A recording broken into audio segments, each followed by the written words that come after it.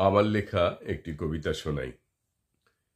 বৃত্ত ক্রমেই ছোট্ট হচ্ছে, আস্তে আস্তে সরেই যাচ্ছে আশেপাশের বৃত্তগুলো। সব চাইতে বড় বৃত্তে সব চ্যাপ্টার ধরা থাকতো। একটু ছোট, আরো ছোট, এইভাবেই তো তৈরি হতাম। একটু ছোট বৃত্ত থেকে প্রশ্ন এলে ফাটিয়ে দিতাম। বাল্যকালের থেকেই জীবন নানান বৃত্তে ঘেরা ছিল। মাসি, পিসি, কাকা, মামা, তাদের বন্ধু, বাবার বন্ধু, পাড়ার যত কাকিমারা, একের পর এক বৃত্ত ছিল। গ্রামের বাড়ি, পুকুর পাড়, অলি গলি, দিঘির ধার, আরো প্রচুর জায়গা জুড়ে বৃত্তগুলো হেলতো দুলতো। বৃত্তগুলো সরেই গেছে।